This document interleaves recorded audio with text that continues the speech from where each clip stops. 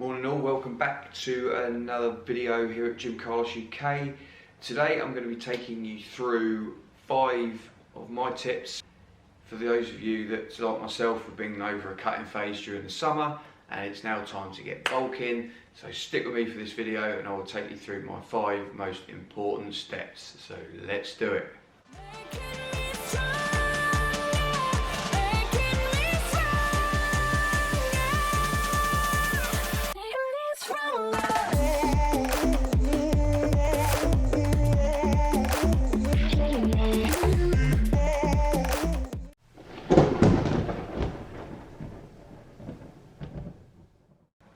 Right, so before we get started, make sure you drop this video a like, make sure you subscribe to the channel as always, and you'd be doing me a great favour if you do those 2 things for me. So let's get started. You need to be in a calorie surplus to be able to gain a significant amount of weight, of muscle. So yeah, you need to know, obviously you need to know what your calories are. You need to be tracking, ideally be tracking your food, but that surplus is a vital part. There's no point some people say you can stay in a maintenance phase, but you won't be able to bulk on a maintenance phase, let's face it. You need to be in that surplus. So guys, make sure you are, if you wanted to bulk and that is your aim, that you get into that surplus. As I say, my first video that I've done on this channel actually shows you how to calculate all your macros for whether you're cutting, you're maintaining, you're bulking.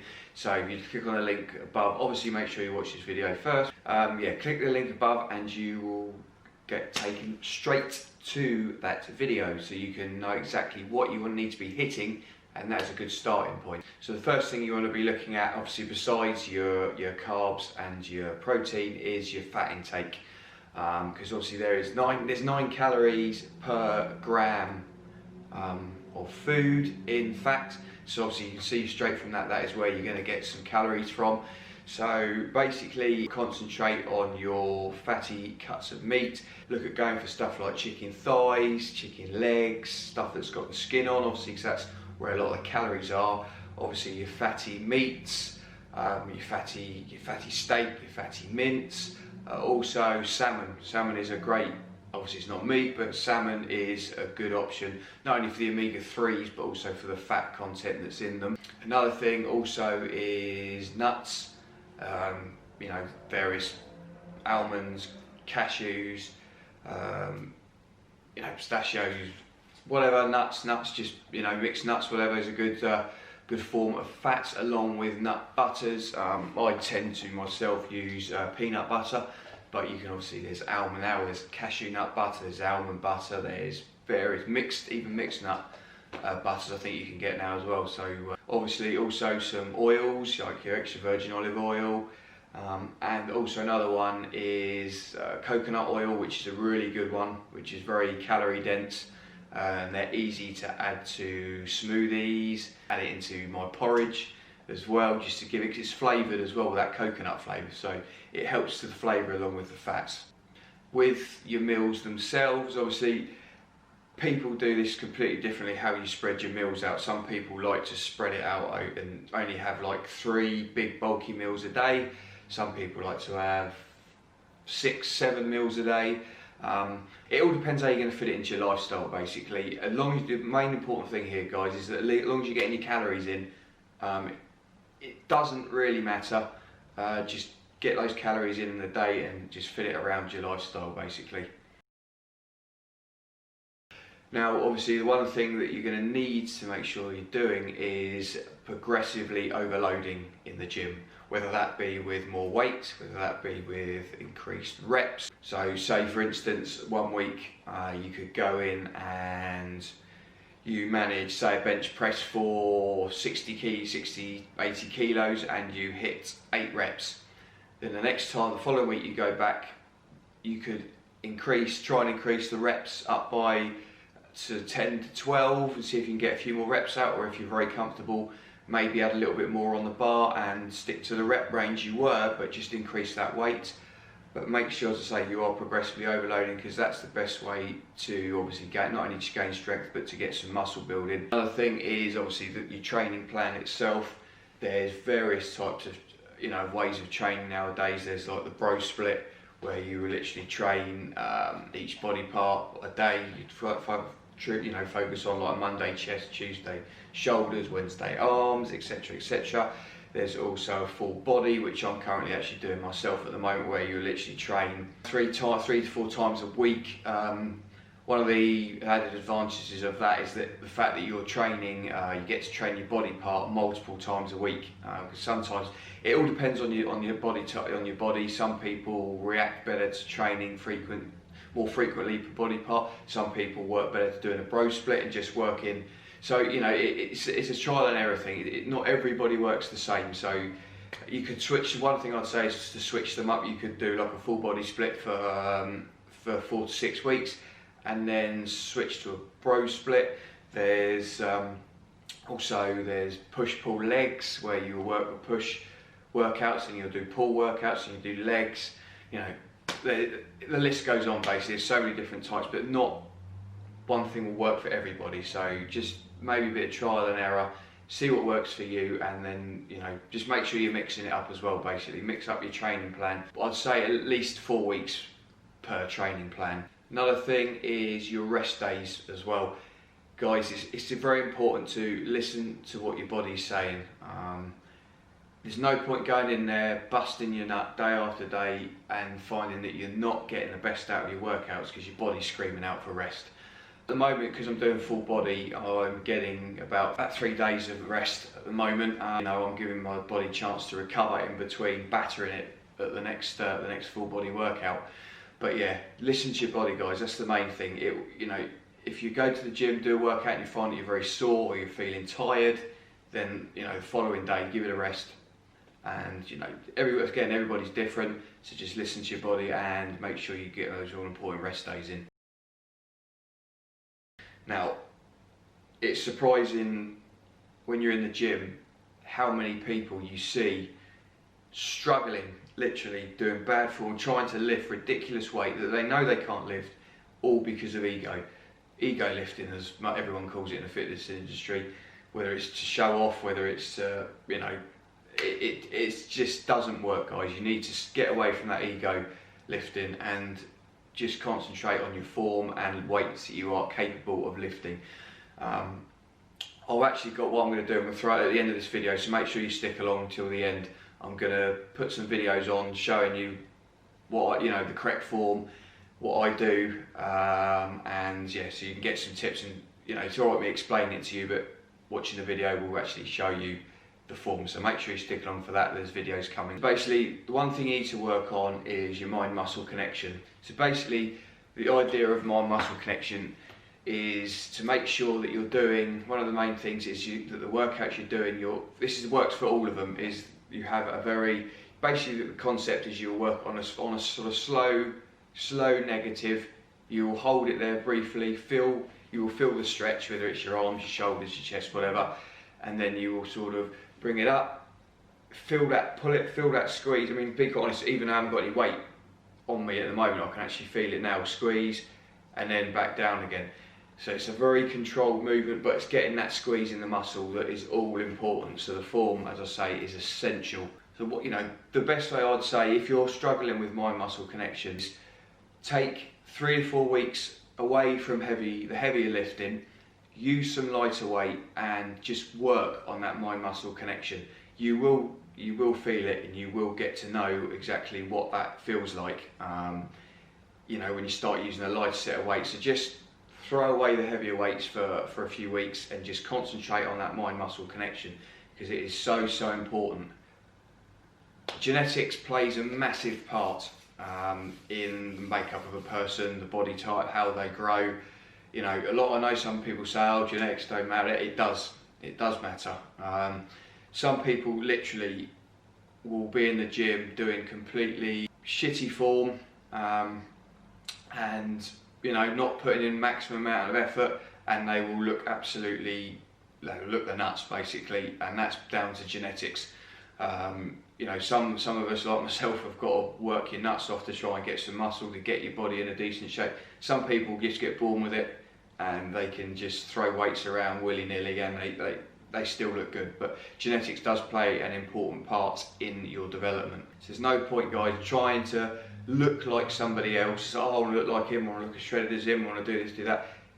Just focus on yourself and do what you can do with your body, because everybody is different.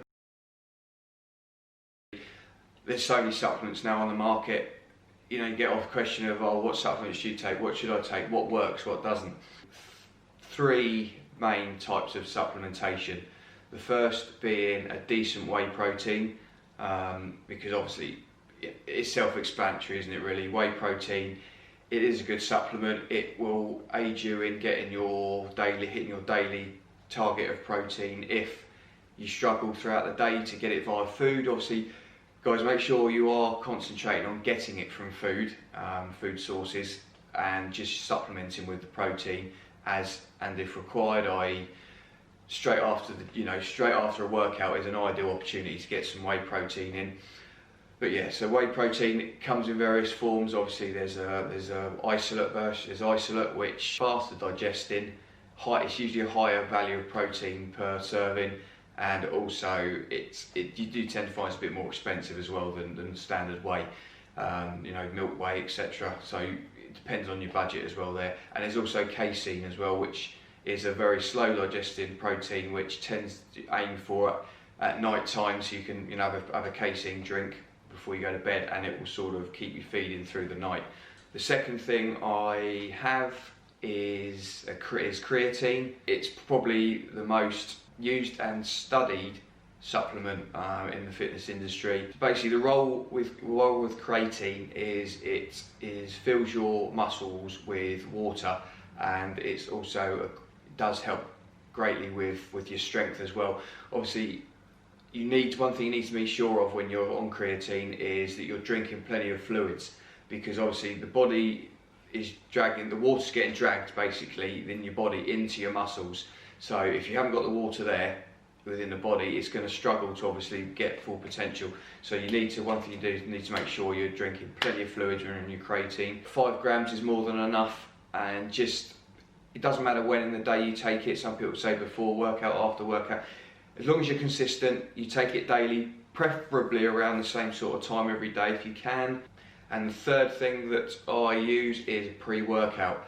Generally, I will take pre-workouts for the majority of my workouts, particularly if I have an early morning session and you wake up, you're feeling a bit fatigued. You know, the pre-workout is there to give you a bit of a boost.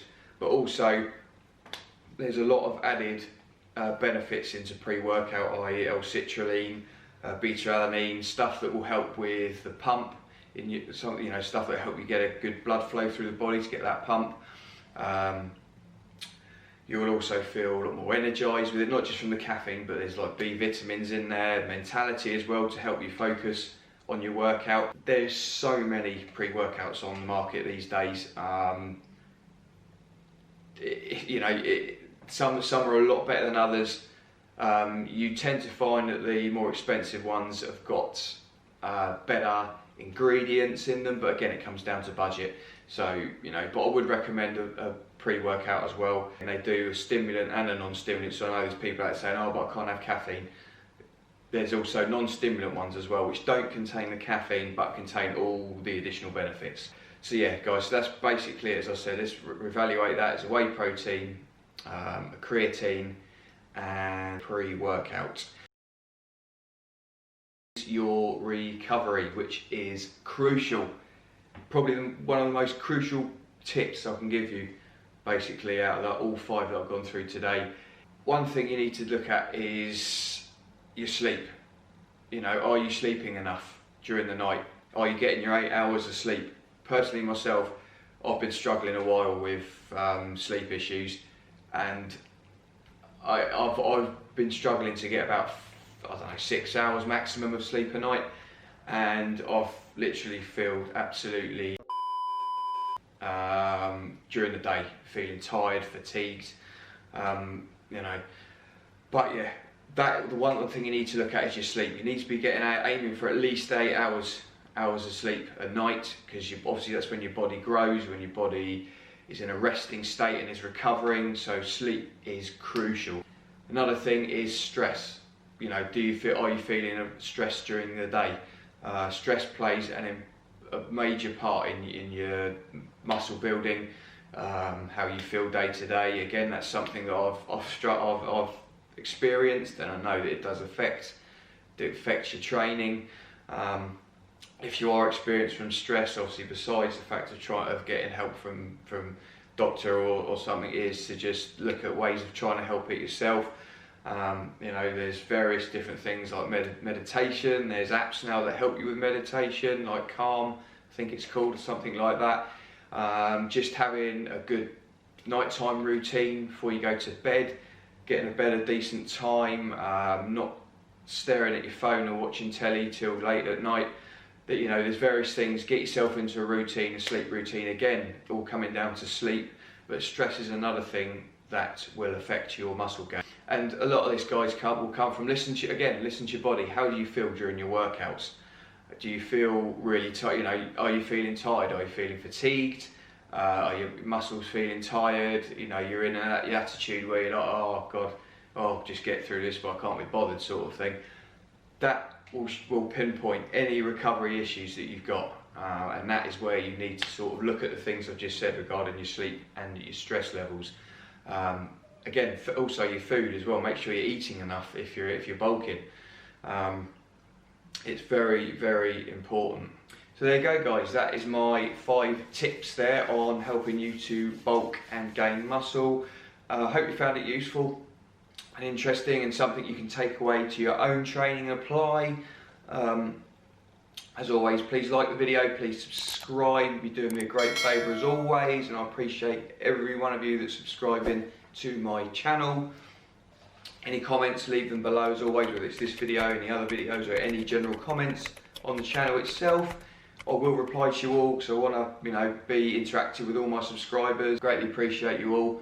Make sure as well, I'm going to be putting the videos up in a moment, just to go through the lifting techniques as I was talking about earlier. So stick along for that. That's coming up just in a minute. Yeah, take care, guys. Work hard, train hard, and keep getting stronger and fitter, and I will catch you all very soon for another video. Cheers.